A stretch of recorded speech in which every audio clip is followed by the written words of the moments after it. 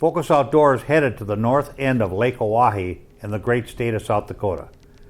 We're going to base out of the city of Mobridge, a nice-sized river town that is known for its great hospitality.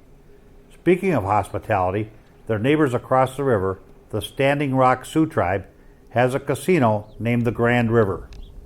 The Standing Rock Sioux Tribe put us up in their very nice casino. The amenities were great. As usual, in our fishing travels to Lake Oahe, we hooked up with Dennis Foster of iTime Promotions. On this trip, Dennis called a friend, Carrie Connell, of Outrageous Adventures Guide Service. Carrie lives in the area and is very knowledgeable about the river and its nuances. With all these great people, we knew we'd have enough information for 2 shows from the Mobridge area. So let's enjoy the first installment of Mobridge, a great fishing town.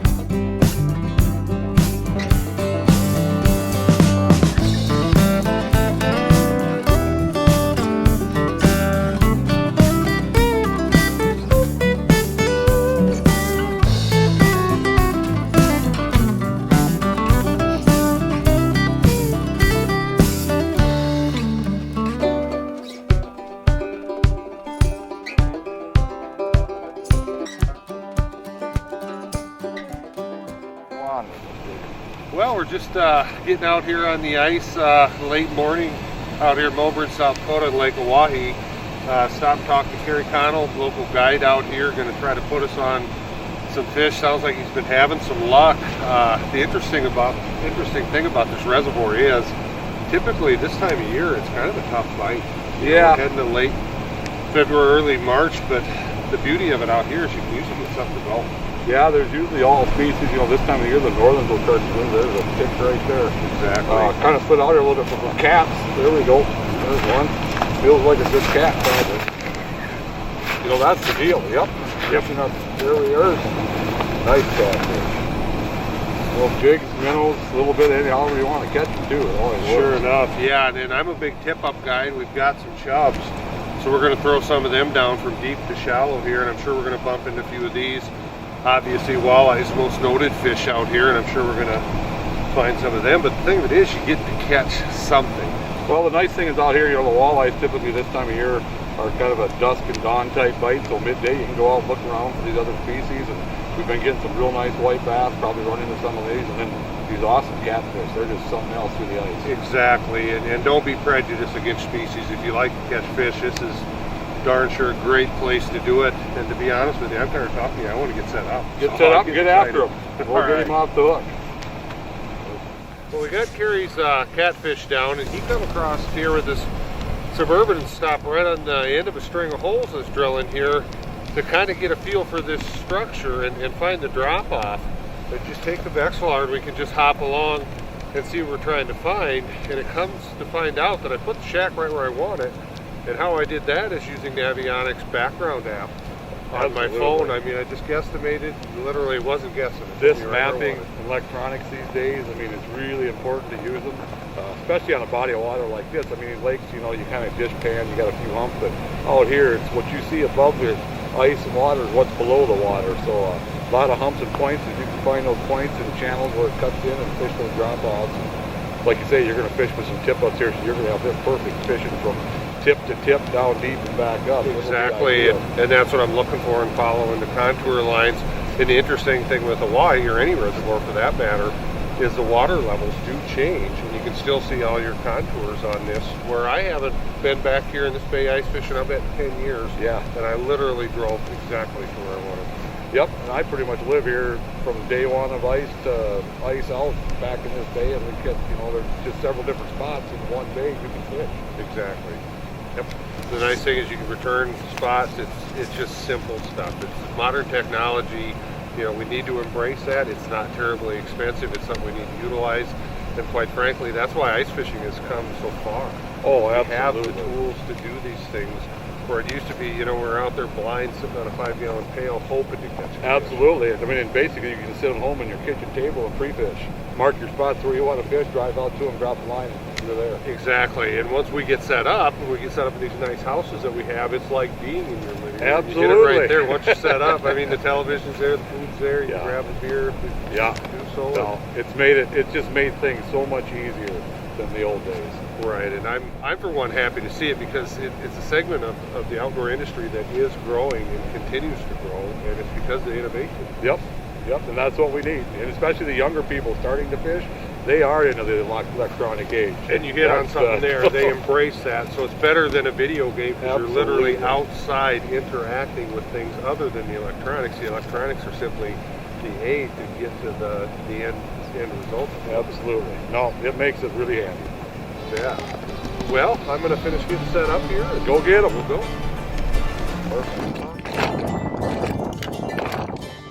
Okay, what we're doing now is we got our house set down. We're back in a bay on Lake Oahe in the Mobridge area, the upper reaches of Lake Oahe. And what I like to do is I like to run tip-ups with large baits. It's kind of my deal. My tip-up of choice is made by HT. It's a magnetic polar pop-up is what they call it. The simple magnetic system bite indicator pops up, indicates you have a bite. Fish can free-spool the line, just like any other typical tip-up. Couple customization things that I do is I put reflective tape on the body of the unit itself and on the bite indicator, and in different colors. So at night, all you need to do is shine your flashlight around. You can find your tip-ups, and you can see if you have a bite. Also, it keeps snowmobilers, so forth, from running your sets over. Pretty basic setup, which is the way we want to keep things. People overcomplicate these tip-ups. You don't need line counters. You don't need all this electronic gizmo stuff on them. They're simply a device that holds line, presents your bait where you want it, lets the fish run with it freely, and then obviously you come hand over hand it in. So a lot of this stuff is, quite frankly, overkill. The system I use, and it's taken me several years to get comfortable with this, that allows me to get in big pike that we encounter here in the Dakotas, is I run a 30-pound fluorocarbon leader, and specifically a Cigar Premier variety of leader. It's a flexible type leader for a 30-pound leader, but it still has the abrasion resistance necessary to get a big pike in. I've yet to break a fish with these, and I've had fish up to 25 pounds doing so. Simply run it up to a split shot, 12 to 18 inches above your chub, depending on the size of the bait. If it's a bigger bait, you probably want to slide your weight down a little bit more, subdue it, because if you get too big a bait, they've got too much action. They can kind of, in effect, deter the fish and turn them off a little bit. It's just a little too aggressive for them. Premium hook is always key, depending on the size of your baits. Anywhere from a number 2 to a 1/0 is probably key. The length of the leader, 3 foot roughly. I go into a snap swivel, bounce that right up to the main line of a heavy braided line. Anywhere from 50 to 80 pounds is about right. And the braid does a couple things. One, when you get caught on these chunks of ice, so forth, you can snap it free when you have a fish run. It won't fray your line or potentially break your line. The other thing, it has the diameter. With cold fingers, you know, we're below zero out here, you can feel it. It's got enough diameter to it you can feel, and the braid, you can feel the braid, so you have complete control when you are working on fish. The final thing to this, and this is kind of key too, is when you hook your baits, I'll get a bait here for us. I do what is referred to as a reverse hooking of that bait. These chubs aren't as large as I'd like, but they're what's locally available. What I do is come along the dorsal fin and ever so slightly nick that, and you want to run that parallel to the dorsal fin, not perpendicular. So in effect, you want to slide that just barely up under the skin, like so. So that hook point is actually riding towards the head of the bait. And what that does is when that bait's hanging there, he'll swim up to struggle away from the weight, and he'll ever so slowly flutter back down, and it gives that impression of something that's wounded or dying dropping out of a school of minnows.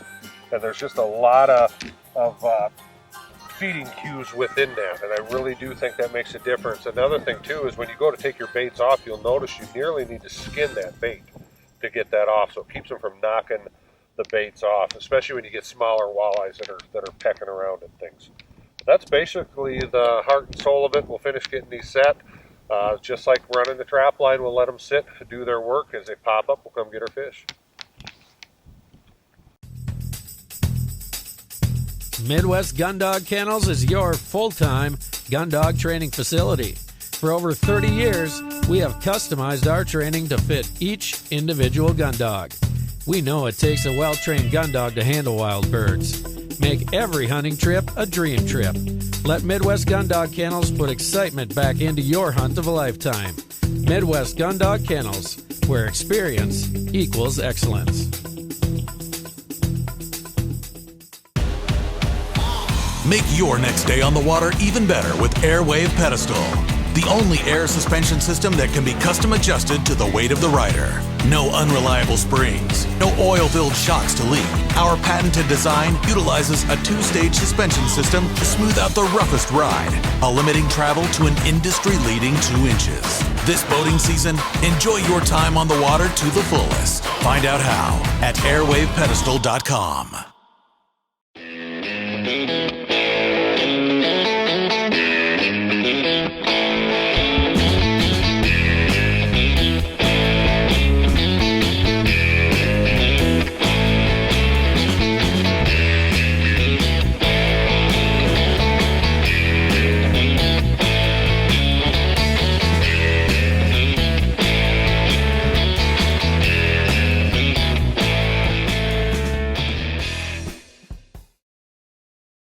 Dakota Pheasant Guide offers the best wild pheasant hunts from the Glacial Lakes area of South Dakota west to the Missouri River. Packages available include everything from self-guided to fully guided hunts. Book your bird hunting adventure now. Fishermen, iTime Promotions is your ticket to an enjoyable and successful day on the water. Call Dennis Foster for your outdoor adventure of a lifetime.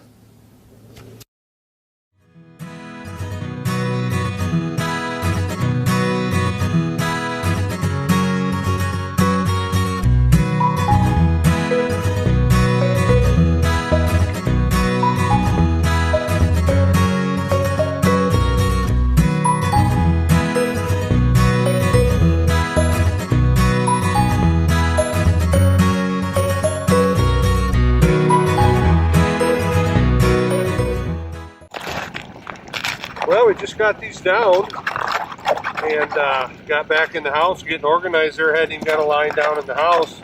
Tom happened to look out, and we've got 2 up already.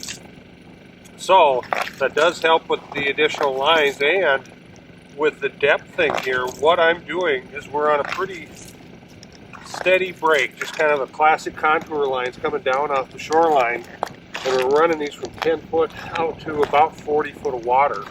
This here is about 20 foot. We've got the house at about 25, as you can see in the background. Another thing what this will do is this will serve as an indicator as to where the fish are. If we keep getting bites on specific tip-ups, that tells us, by God, that's the depth these fish are running, and then we can run outside and jig some holes outside in those depths. Feel him. Yeah, it looks like he just ran that bait and dropped it. Yeah, he did. But we've got a tip up right behind us. That bait's beat up just a little bit. I'm just going to get him right back down there, and we'll go over to this other tip up, and hopefully we can find it. It may very well be the same darn fish.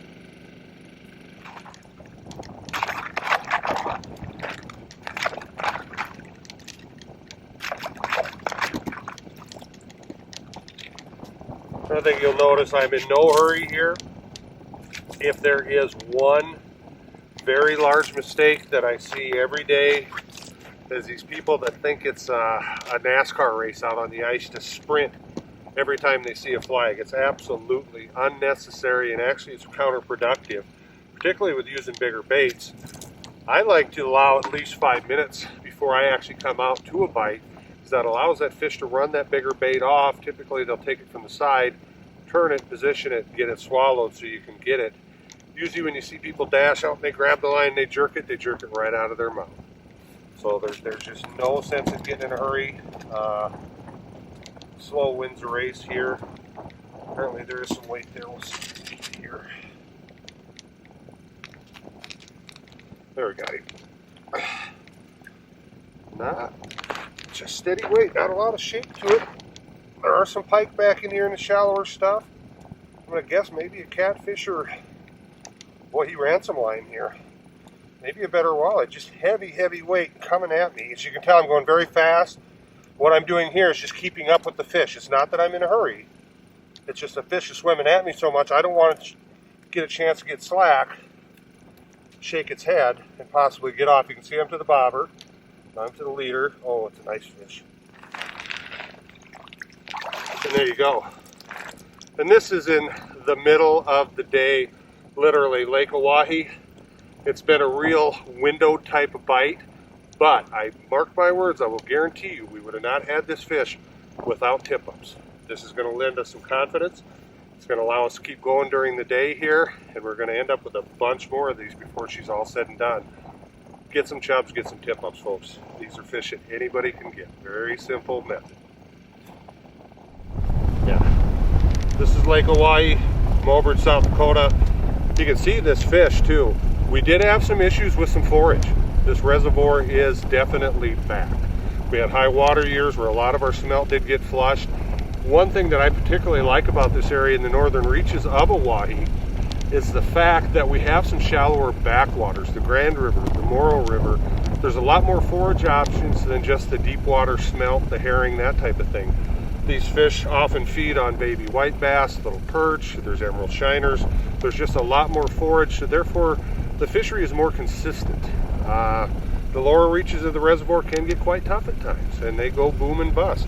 Up here, you're generally going to have a better shot at finding decent fish through the cycles of the reservoir, and this is proof of it. Middle of the day. Interesting here, we just had a bite. The fish had run a ton of line out and it just dropped the chub. So that would make me want to think walleye. So then I think that's a little bit shallower water, that I should grab the auger, go punch a few holes, and get to jigging actively in that area. I got the auger started and made it as far as the corner of the shack. We've got another tip-up up. So what it's telling us is we do have some fish that are roaming around. Middle of the day, they're not quite as active, but they're active enough to hit these chubs, give us some bites, and confirm that we're in the right spot. I would certainly think come sundown we should be in really good shape here.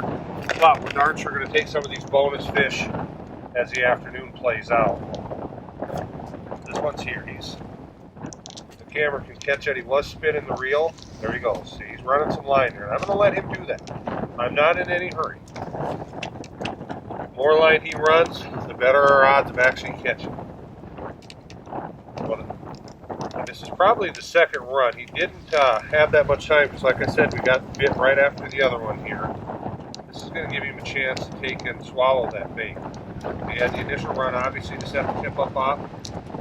Stopped, ran where we saw it, ran a little bit. I don't think he probably has that bait. And you did see I did do something here.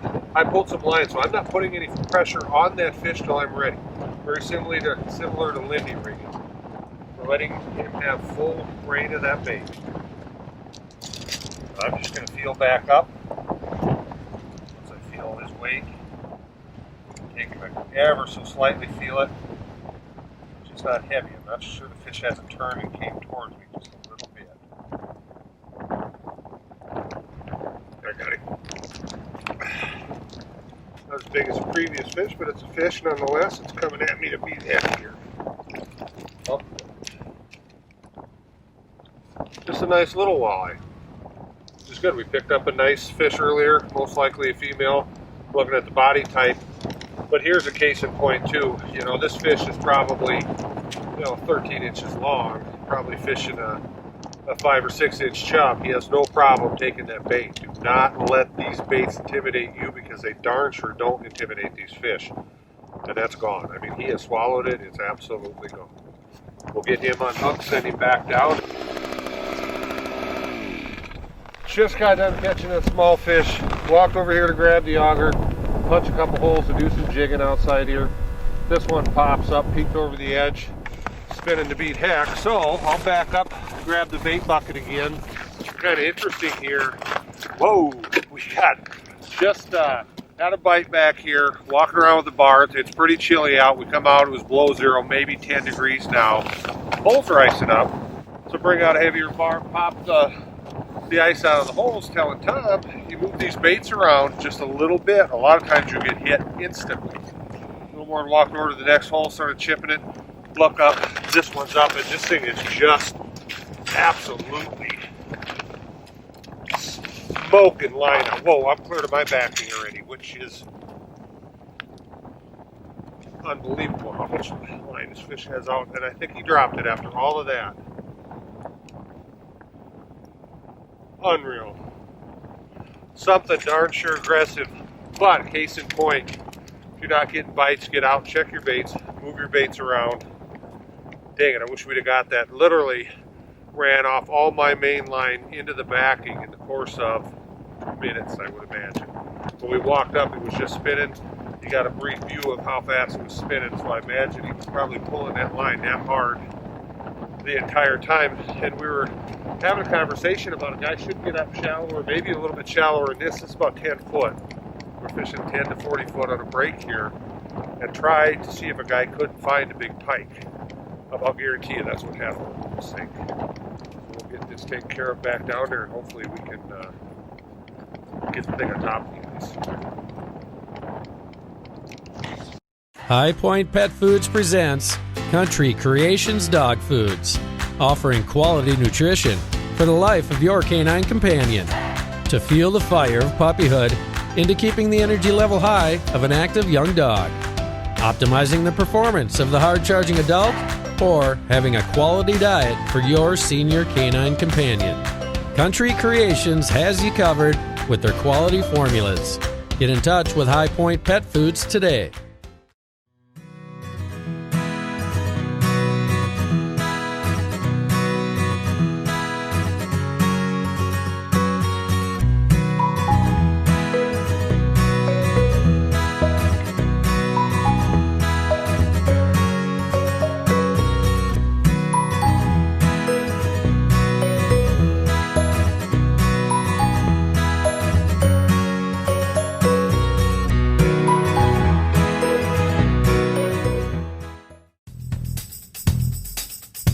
Midwest Gun Dog Kennels is your full-time gun dog training facility. For over 30 years, we have customized our training to fit each individual gun dog. We know it takes a well-trained gun dog to handle wild birds. Make every hunting trip a dream trip. Let Midwest Gun Dog Kennels put excitement back into your hunt of a lifetime. Midwest Gun Dog Kennels, where experience equals excellence.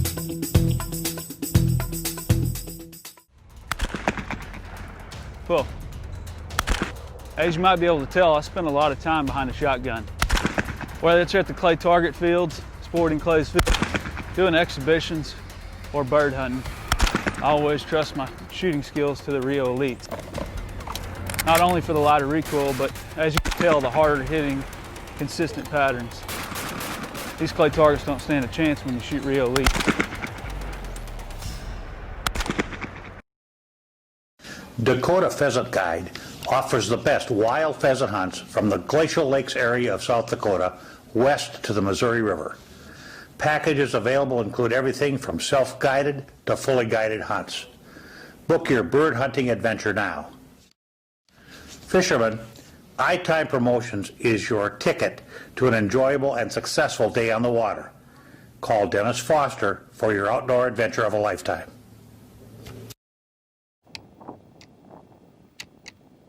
What I'm doing here is we've come up fairly shallow. You can see the shoreline's right here, but it's deeper than you'd think. Water depth, probably 10 foot.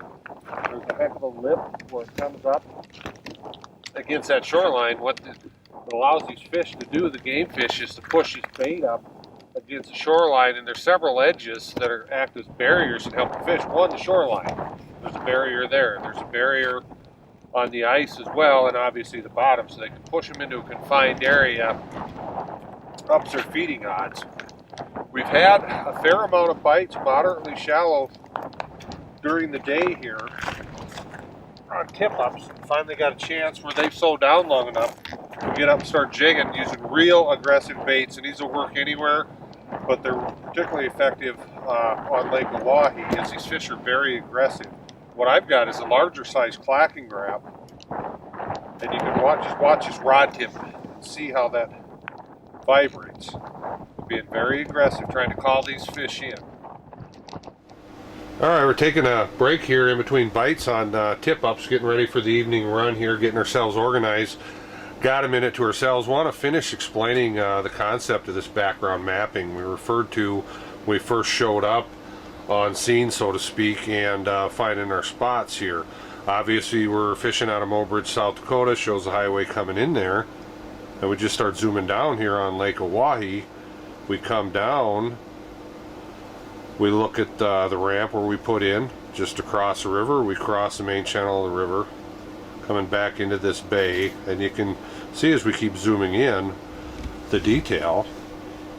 Obviously the red arrow indicates where we're at and what we're looking for here, and this is where the main channel of the river, Missouri River, sweeps along here. This is an excellent spot as travelways. I thought I'd come back in here for a little more multi-species action, a little bit further back into the bay.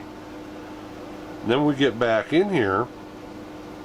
The bay doesn't have a lot of real major structure, but you can see there's an inside curve in here. This nice inside bend will hold some fish, and just a little nub of a point. And where we're at is set up right kind of on the deep tip of that point. We're running our tip-ups in, up onto the point itself, and then out here into the basin. Where we're at here on the red arrow is sitting in the shack itself. Keep pulling it down, and you can see the detail on those contour lines. And there's a pretty fast break there as we come back out, and these things are getting more detailed every day. Just a little tip, and it's literally as easy as carrying your phone. You're not taking extra gear, nothing else to monkey around or hassle with. You just simply go get the Navionics app, download it to your phone. There you are, as good as we've ever had and better than we've ever had as far as carrying around a GPS. We've got it all right here. It's that simple, folks.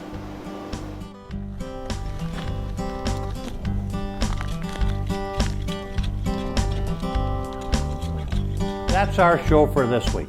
As you can tell, we had a really good time. Remember, do these 3 things for me. 1, take a child with you on a next hunting or fishing trip. 2, generously support your favorite conservation organizations.